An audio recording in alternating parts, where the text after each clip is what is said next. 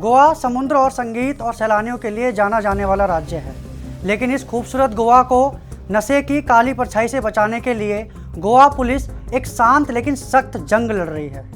Police महानिदेशक के मजबूत नेतृत्व में गोवा पुलिस ने ड्रग्स के खिलाफ जीरो टॉलरेंस की नीति अपनाई है। साफ संदेश है कि चाहे कोई भी हो, कहीं से भी आया हो, नशे के कारोबार को किसी भी हाल में बर्दाश्त नहीं किया जाएगा। साल 2025 इस लड़ाई में एक अहम मोड़ साबित हुआ है। इस दौरान गोवा पुलिस ने NDPS कानून के तहत 163 मामले दर्ज किए। इन मामलों में लगभग 78 करोड़ 48 लाख रुपए की नशीली दवाएं जब्त की गईं। 212 लोगों को गिरफ्तार किया गया, जिनमें 32 विदेशी नागरिक भी शामिल थे। ये आंकड़े सिर्फ नंबर नहीं हैं, बल्कि ये दिखाते हैं कि पुलिस की कार्रवाई पहले से कहीं ज़्यादा गहरी और असरदार हुई है। अगर 2024 से तुलना करें तो मामलों की संख्या लगभग समान रही, लेकिन जब्त की गई ड्रग्स की कीमत कई गुना बढ़ गई, जो इस बात का संकेत है कि पुलिस ने बड़े नेटवर्क और सप्लाई चेन को निशाना बनाया।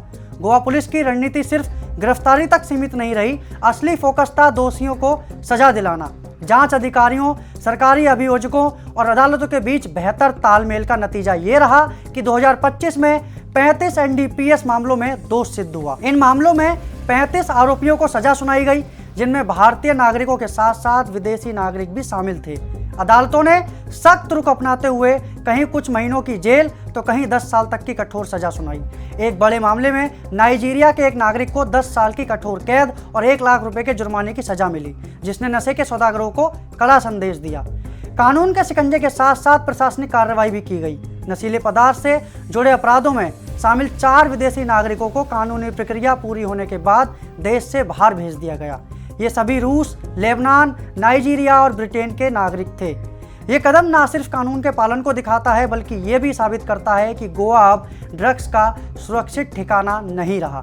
जमीन पर गोवा पुलिस ने निगरानी और खुफिया तंत्र को भी मजबूत किया है। इंटेलिजेंस आधारित ऑपरेशनों के जरिए संदिग्ध गतिविधियों पर पैनी नजर रखी जा रही है। इसके साथ ही पुलिस ये भी समझती है कि सिर्फ कार्रवाई से समस्या खत्म नहीं होगी। इसी वजह से स्कूलों, कॉलेज और सार्वजनिक जगहों पर लगातार जागरूकता अभियान चलाए जा रहे हैं, ताकि युवा पीढ़ी को नशे के जाल में फंसने से पहले ही रोका जा सके।